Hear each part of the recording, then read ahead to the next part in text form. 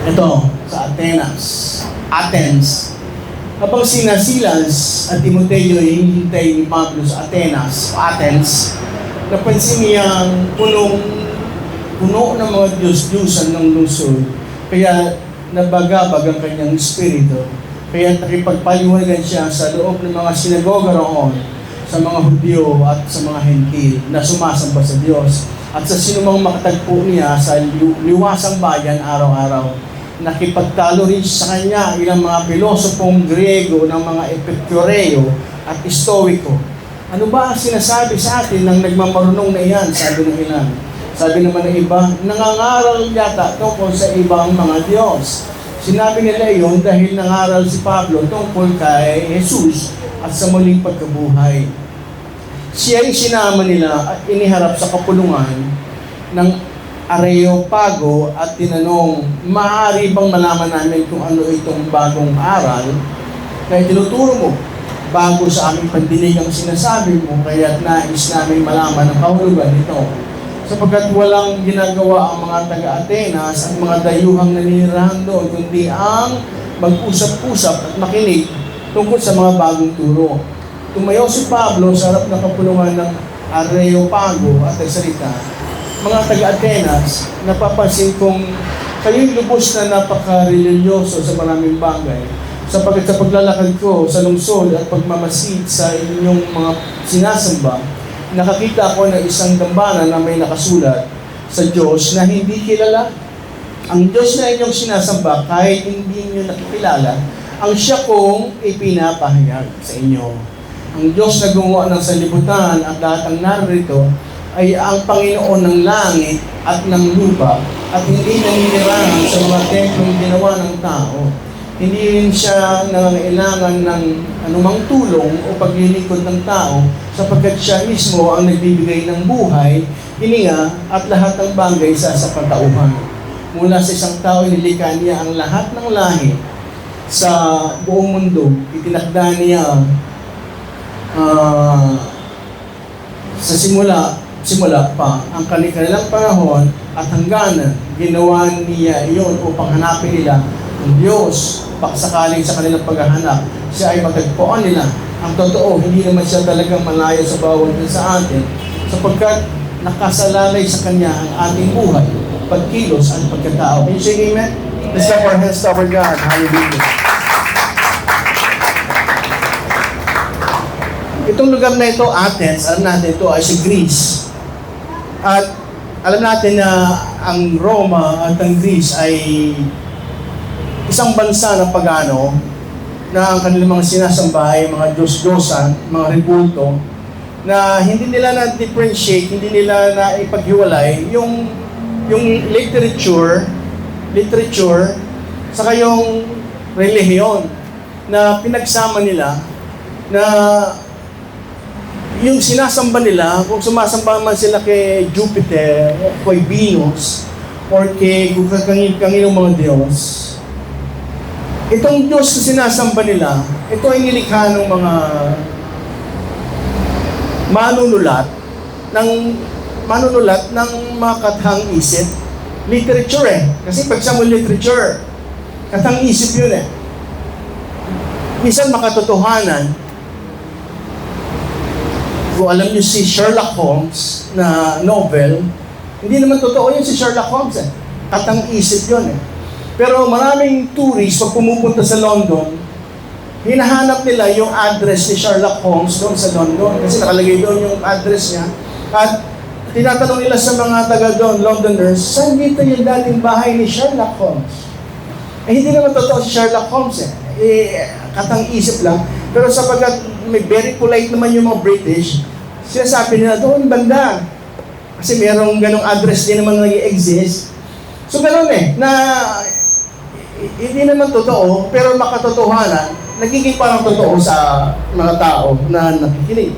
Even si Helen of Troy, maraming tao akala totoo si Helen of Troy Akala totoo talaga na mayroong ganung babae na yung mukha niya ay kayang magpa-launch ng libo-libong mga barko.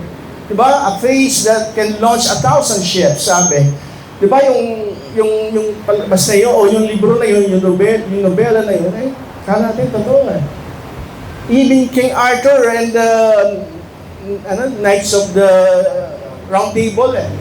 Kala natin totoo, kasi makatotohanan yung plot. Akala natin totoo talaga nag-exist, pero hindi eh. Kasang-isip lang yun eh. Ganito yung nangyayari sa Roma, sa Grego, noong lumang panahon, sa pag sila ay pagano, yung Diyos nila ay katang-isip ng mga writer ng literature. Ginawa yon para maging literature, para basahin, maging libangan din. Pero hindi nila na-differentiate yun eh. Na si Jupiter, si Venus, si Neptune, si Mercury, maraming Diyos-Diyosa. Sinamba talaga nila yung mga Diyos-Diyosa na yun. Na sa isip nila na totoong Diyos. Nagpatuloy yun eh. Hanggang sa dumating yung panahon na nakonverte na rin sila sa Kristyanismo. Ang Roma, nakonverte na rin sa Kristyanismo, dating taga-usig ng Kristiyano. Ang Romang susunog sa mga Kristiyanong mauhuli nila eh. Pag nakahuli sila ng Kristiyano, krimen na yun eh. Ang parusa sa'yo, susunugin ka doon sa theater, amphitheater, na kaya ka susunugin, dalawang silbi, para parusahan ka, patayin ka, and at the same time, ikaw yung magiging silbing tagapag-ilaw. Ilawan ka, kasi wala pang kuryente nun eh. So, ilawan ka, susunog ka na doon, nagsisilbi ka pang ilawan doon sa theater, amphitheater. At mga iba ay pinapakain sa mga leyon. Ganun yung ginagawa ng mga Romano sa mga Kristiyano. Pero dumating yung panahon na yung Roma mismo ay inadopt na rin yung Kristyanismo at sapagkat ito ay nasa ilalim ng paghahari ng emperor. Kung ano sabihin ng emperor, yun yung susunod. At nung nakonverti nga si Haring Emperor Constantino, dineclare niya na ang Kristyanismo na magiging official na religion ng Rome. Pwede yun nung panahon na yun sapagkat dictatorship eh. Ngayon, hindi mo na pwedeng gawin ngayon yun sapagkat meron tayong freedom of religion, ikaw ang bahala mamili kung anong religion ang gusto mo. Hindi pwedeng mag-declare ng official religion ng presidente. Sabi niya, ito ang official religion ng bansa natin. Hindi ko lang gano'n, hindi pwede. Sapagkat meron separation ng church and state. Amen? Kung tutusin nga,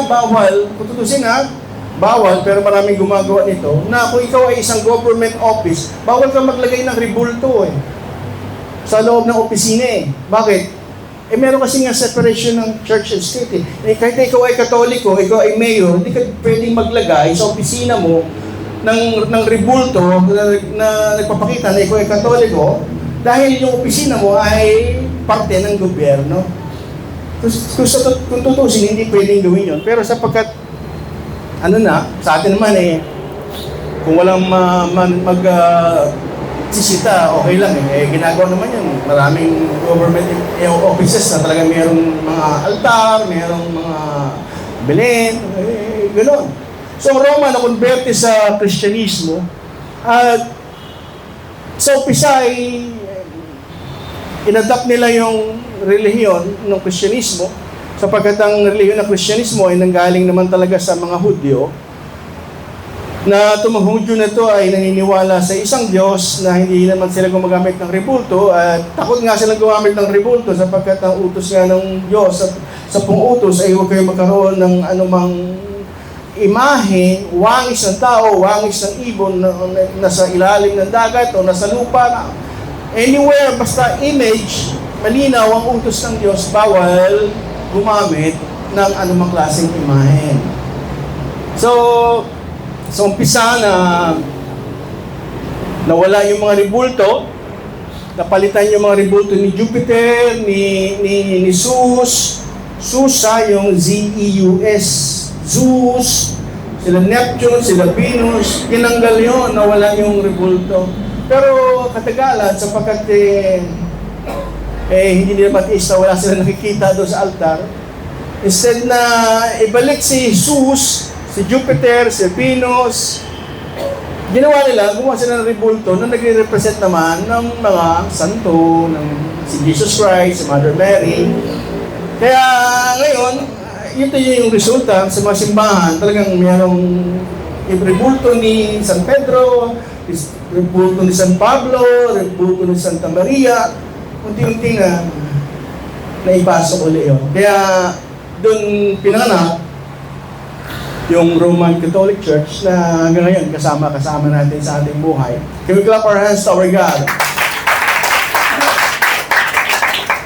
So, ang sabi na sa binasa natin, habang naglalakad si Pablo doon sa Athens, sa Greece, meron siyang nakita na karatula na nagsasabi na parang pinag-aalayan nila na nakalagay doon na para sa Diyos na hindi kilala. So parang sa sobrang religyoso ng mga Romano at mga Griego, para wala silang ma-miss na Diyos. Di ba? Kasi baka nadasalan na nila lahat ng Diyos-Diyosan, lahat ng rebulto eh. Kaya lang nag-aalala sila, baka meron pang ibang Diyos na hindi natin na-acknowledge. Kaya lang hindi natin alam yung pangalan. Kaya ito, para sigurado tayo. Parang iba sa atin eh. Kahit na Katoliko, kahit na Kristiyano, kahit na born again eh. Pag pumupunta sa ibang bansa eh, nakikisali doon sa mga practices ng religion. Baka yan, Buddhism. Gaganon din sila. Gaganon, mahihingi po din doon sa mga ginto-ginto doon para pampaswerte. Parang ayaw natin na, baka nang totoo nga naman sa makaswerte tayo rito, di hihipo-hipo din sila doon. Gaganon-ganon din sila. Parang gano'n, parang walang ma-miss. Parang kailan nagpunta kami sa Ongpin nung Chinese New Year. Bumili rin kami ng pampaswerte. Parang arko, lalagyanan daw ng bigas yun. Baka ito po swerte doon, di binirin kami. Di ba? Kaya nilagyan namin ng bigas. Actually, nauna pa nga doon, bumili si Geraldine ng palaka na ginto. Nilagay doon sa office ko, mapaswerte daw yan, sabi ng Feng Shui. O sige, ilagay mo dyan. Although hindi naman ako tayo naniniwala doon, sige lang. Sapagkat na buong paniniwala ko, ang lahat ng pagpapala ay nanggagaling doon sa Diyos na wala pa sa umpisa, nagpapala na sa amin. Hindi naman magbabago yun. Talagang lahat ng pagpapala manggagaling doon sa Diyos. So, gano'n na nangyari na para sigurado, alay tayo para sa Diyos na hindi kilala, para wala tayong na-miss. At doon, nag-take advantage si Pablo. Di ba? Para bang may pera dyan, nasa lupa. Walang pangalan yung pera eh. Uy, may pera rito, kanina to. Sa akin yan, take advantage sa akin yan. So parang gano'n na, take advantage natin ito. Parang gano'n na nasisip ni Pablo. Total, naghahanap kayo at talaga sinasaliksik nyo lahat ng klase ng Diyos. Naghahanap kayo ng Diyos na hindi kilala. Doon niya, parang nag-take advantage siya para ipakilala yung Diyos na totoo. Pinakilala niya si Kristo at ituro niya yung aral, yung ebanghelyo. At sa kahuli-hulihan, meron naman siyang na-convert. Sapagkat kung basahin natin ng Bible, meron talagang sa epistles, sa iglesia sa Roma. Ibig sabihin, meron na-converted doon sa Roma. At meron din na-converted doon sa Greece. Ibig sabihin, naging effective din yung ministeryo ni Pablo at naka-converted din siya. Can we clap our hands to our God? Hallelujah. Ngayon mga kapatid, itong Diyos na hindi kilala, kung tutusin, hanggang ngayon, hindi pa rin natin siya nakikilala ng lubusan eh. Na sapagkat masyadong misteryoso itong Diyos na ito. Napakalawak nitong Diyos na ito. Iniisip natin at pinaniwala natin, kilala natin ng Diyos na totoo, naglilikod tayo sa Kanya, tayo ay sumasamba sa Kanya, inisip natin, kilala natin yung Diyos na yun eh. Tama? Pero ang totoo, ang kilala lang natin sa Kanya ay yung mga bagay na naaabot ng ating kaisipan. Alam natin na siya ay Diyos ng pag-ibig. Naunawaan natin yon. Diyos na tumutulong, Diyos na nagpapala, Diyos na katulad ng isang ama na nag-aaruga o isang ina. yung mga bagay na abot ng ating isip, yun yung naunawaan lang natin sa Diyos na ito. At hinahayaan ng Diyos na kung ito lang inaabot natin tungkol sa Kanya, hinahayaan ng Diyos yun eh. Pero hindi nangangahulugan na yun lang ang meron sa Diyos, yun lang ang katangian ng Diyos, hanggang doon lang ang nagagawa ng Diyos. Hindi, sapagkat ang Diyos ay walang hanggan, sabihin kahit na anong gawin natin na pagsasaliksik, hindi natin masusumpungan, hindi natin malalaman ang kabuuan ng Diyos, sapagkat Diyos siya eh. Napakalawak niya eh. Noong unang panahon, ang mga tao ang nakikita lang pag tumingala, ulap. At iniisip nila na yun na yung langit, yung ulap. Imagine nyo kung yun ay langit, marami na nakapunta sa atin langit. Sumakay ka lang ng Cebu Pacific. Di ba? Nandito ka sa ulap eh. Sabi, nasa langit ka na eh. Yun yung pagkakaalam ng mga tao nung lumang panahon na yung ulap, yun, nandoon na yung Diyos. Nandoon yung mga anghel. Yung mga bituin, mga araw, yung buwan, eh, nandoon sa taas, parang parte na ng langit yun, ng kalangitan eh.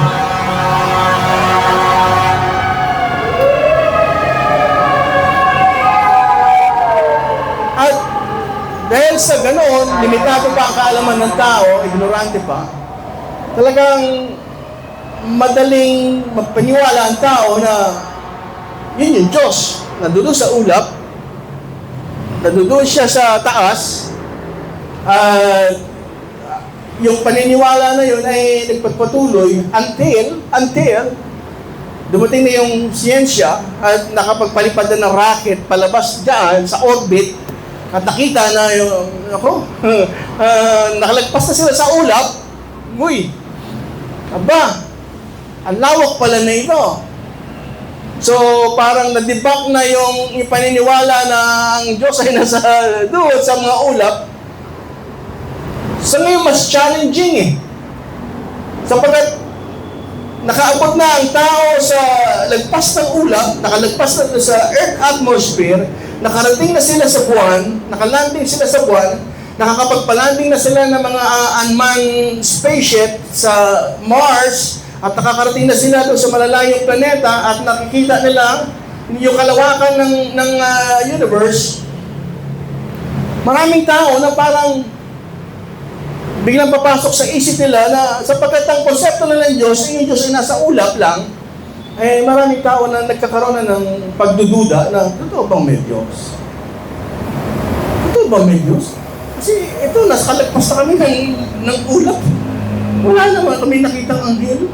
Wala naman kami nakitang trono, ha?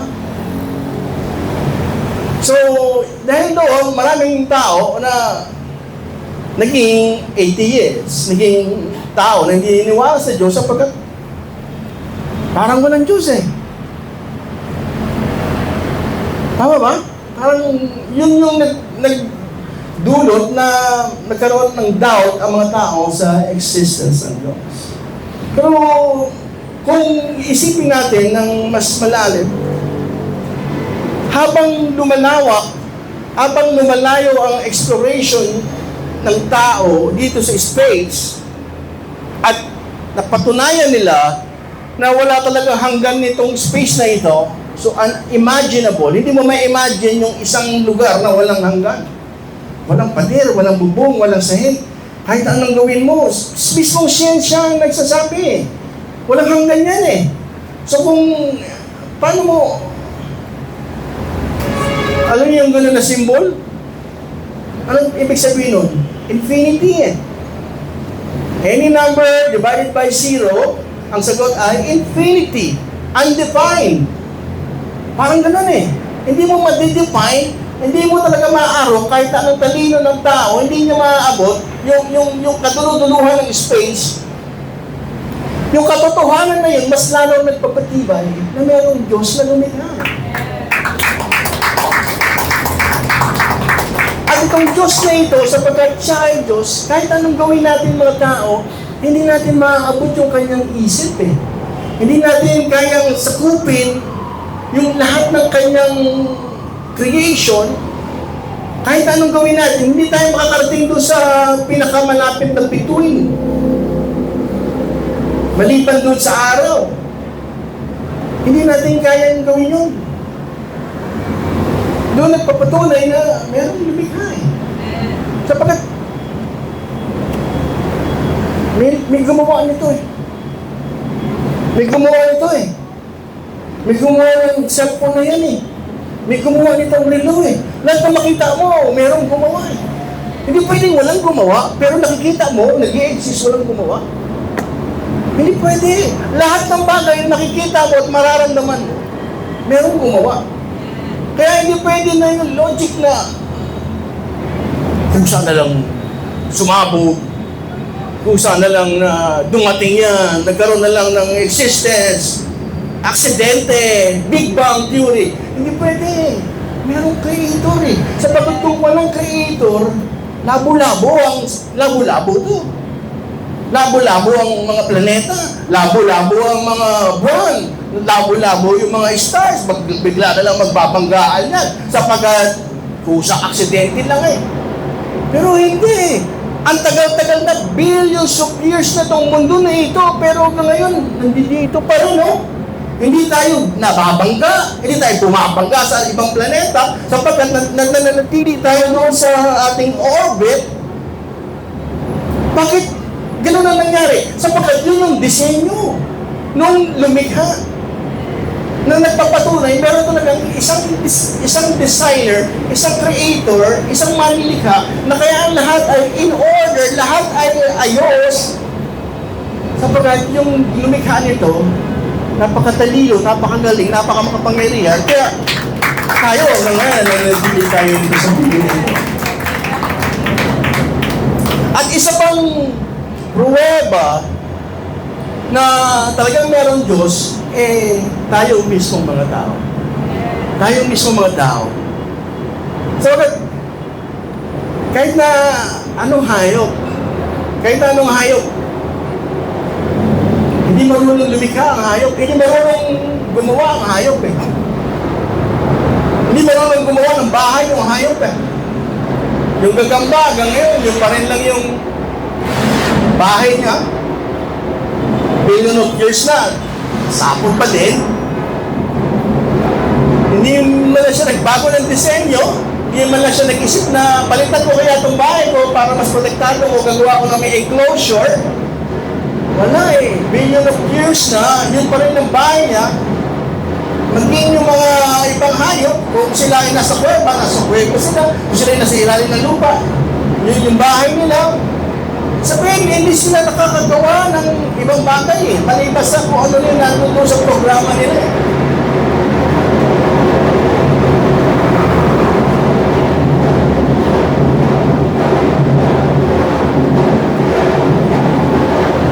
Kasi amen? Pero tayo mga tao, nag-umpisa tayo katulad ng unggoy. Wala tayong bahay. Parang unggoy, natutulog tayo sa loob ng kuweba, isa natutulog sa ilalim ng puno, o sa taas ng puno, para hindi ka maabot ng mga mababangis na hayop.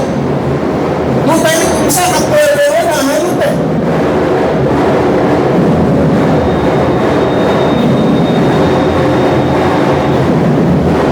Pero dahil tayo ay nilikha ng Diyos at karugtong ng Diyos, tayo ay nanggaling sa Diyos. Ang hininga natin ay galing sa Diyos. Yung mismo Espiritu natin ay galing sa Espiritu ng Diyos. Ibig sabihin tayo ay extension ng Diyos. Habang tumatagal,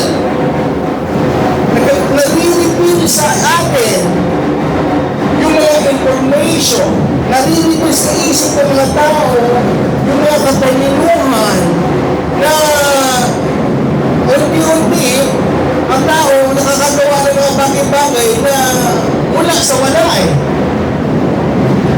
Hindi yan. Creation out of nothing eh. Kaya tinatawag na creation eh. Saan ang galing? Sa isip eh. Nawala sa hayop. Pero ang tao, Umpisa sa isip, and then, magmamanifest sa material.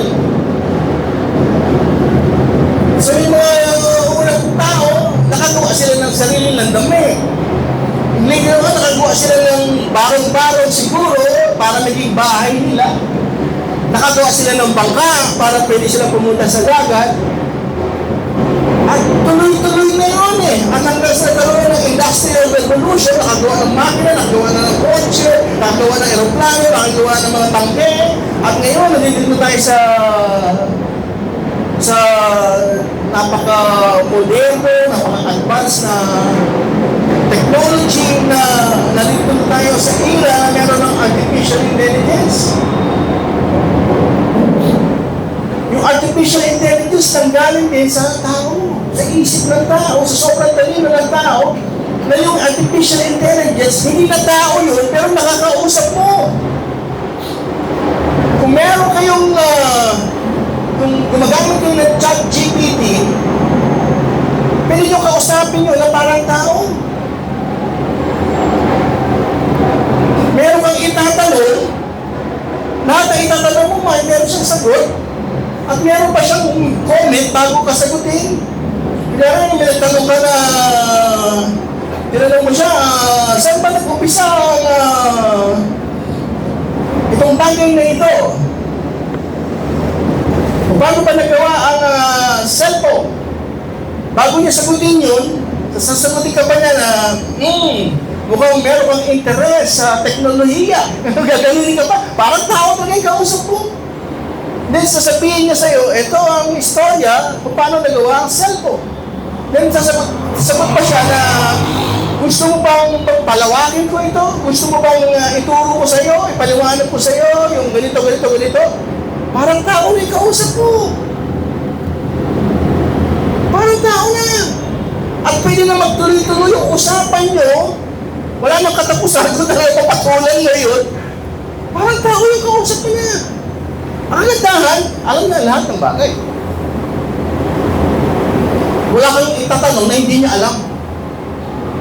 Subukan mo yung tanong na, bakit kaya ako iniwan na asawa ko? Alam niya rin. Sabihin ng AI, sa tingin ko, hanggang ngayon ay masakit pa ang iyong nararamdaman sa pagkaiwan sa iyo ng iyong asawa. Gaganin ka pa ng AI. Pero sa palagay ko, ito ang naging dahilan, hindi na kayo iniwan ng iyong asawa.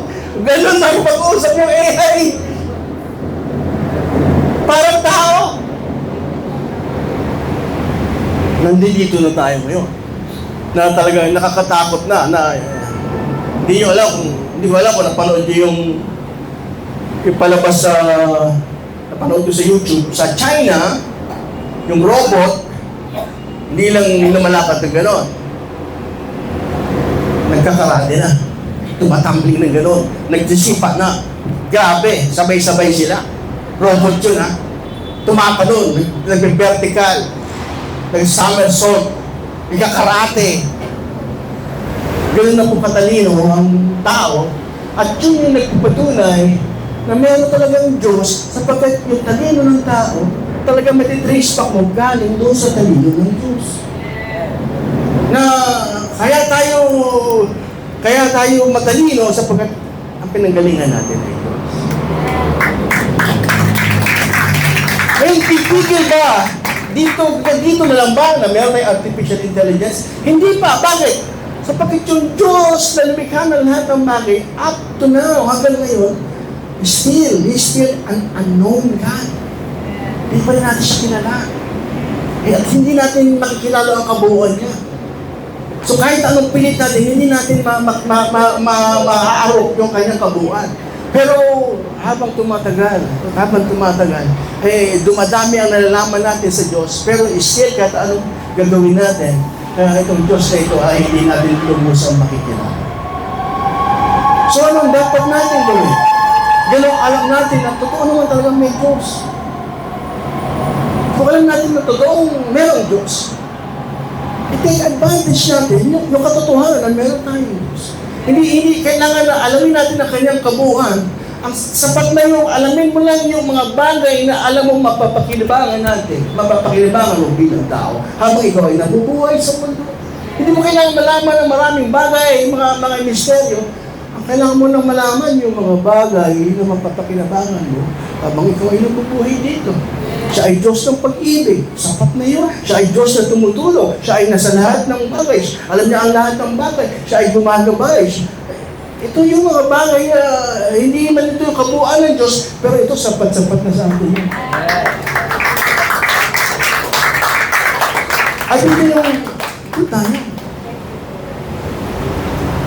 Gawin natin totoo ang Diyos sa ating buhay sa pamamagitan ng parang nagbibigay din tayo sa Kanya ng importansya na totoo siya. So, every Sunday, nandito ako, sasamba ako sa Kanya, magpupuri ako sa Kanya, mananalangin ako sa Kanya, magse-celebrate kami, pag kami magkakasama mga kapatiran, magse-celebrate kami sa gawain, pupurihin namin siya, sasayaw kami, kakanta kami, mag-i-enjoy kami, sapagkat ito ay ginagawa namin para sa Diyos. Dapat maging masaya tayo sa loob ng bahay sa bahay. Sabi sa Psalms 100, I will enter His gates with thanksgiving in my heart, and I will enter His courts with praise. Hindi na natin kailangan na nire-remind tayo. Pagpasok natin sa bahay, sambahan, alam natin kung bakit tayo nandito. Hindi tayo kailangan na-remind. So, patuloy tayo mga kapatid. Totoo na may Diyos, kahit na balik-balik na rin mo ang iyong utak, talagang meron Diyos. Pananampalataya na natin itong Diyos na ito at ako'y naniniwala na yung pagpapala niya ay magpapatuloy. Kung ito yung hihintayin natin sa Kanya, ito yung aasahan natin sa Kanya, magpapala siya, tutuloy siya. Ito nga ako kay sister ko, kay Brother Robin, talagang nag-level up sila. Bakit sila nag-level up? Pininiwalaan nila na magpapala ang Diyos. Tutulungan ako ng Diyos. Gagabayan ako, magne-negosyo ako, magpapalain ako. Kung ano pininiwalaan natin, tatapatan nyo ng Diyos.